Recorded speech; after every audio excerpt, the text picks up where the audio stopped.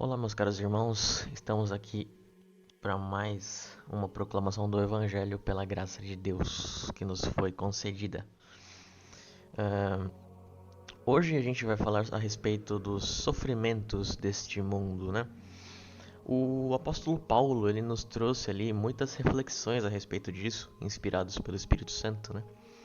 E uma das passagens bíblicas a gente consegue ver ali em uma das suas cartas, que é na carta aos Romanos, capítulo 8, versículo 18, onde ele diz o seguinte: Porque para mim tenho por certo que as aflições deste tempo presente não são para comparar com a glória que em nós há de ser revelada.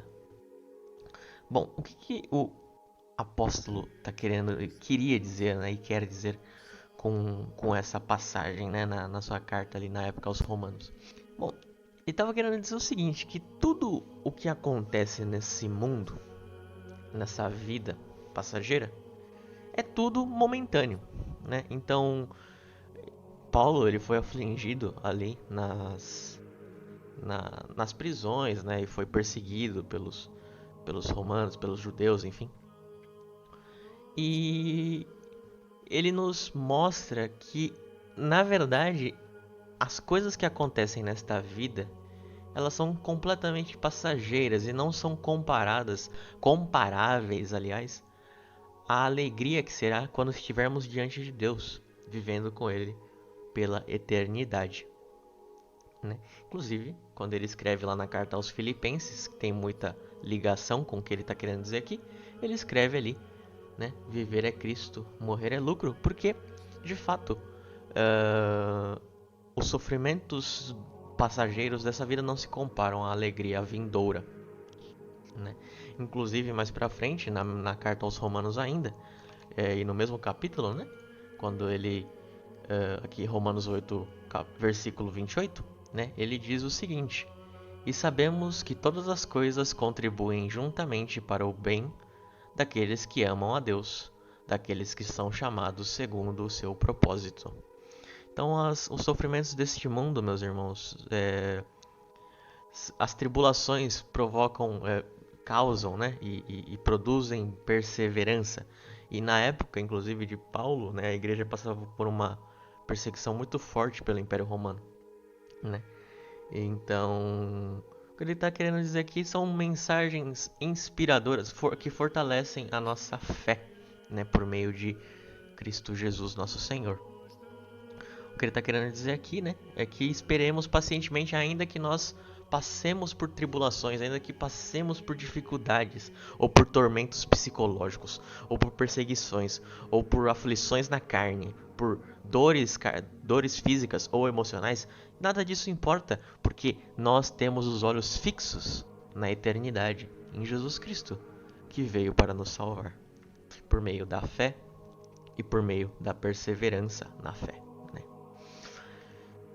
E quantas pessoas, né, inclusive nós mesmos, façamos uma autorreflexão pelo Espírito Santo, né, é, sobre quantas vezes nós já cogitamos em desistir por conta de uma dificuldade mínima.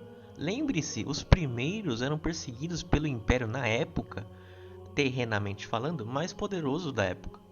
E nem por isso, por exemplo, nós pegamos exemplos ali de Paulo, de Pedro, de outros apóstolos, né, que foram perseguidos e colocados diante da morte e não renegaram sua fé por conta da sua grande fé que Deus havia concedido a eles. Então tomemos isso como um exemplo.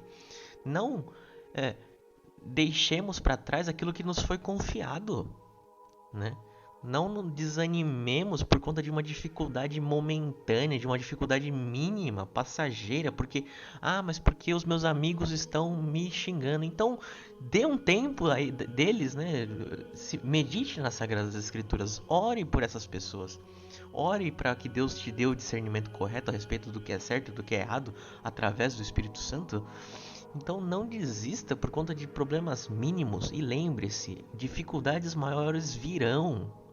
Pare de cair na ladroagem da teologia da prosperidade, porque isso é uma mentira.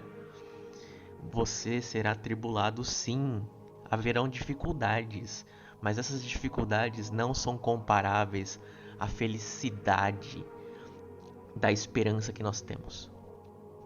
Pois muito bem, meus irmãos, essa era a proclamação de hoje. Não desanimem, orem a Deus em favor de todos os homens. Não odeie aqueles que te xingam, mas ore por essas pessoas também, né? Elas precisam de Deus, todos nós precisamos. E nós, sem Deus, nós somos um grande nada, nós somos grandes miseráveis que estamos destinados, né, a sucumbir na nossa própria injustiça e na nossa própria podridão. Mas graças a Jesus Cristo, esse quadro pode ser revertido, né, por conta da sua obra na cruz. Deus abençoe a todos. Até a próxima proclamação.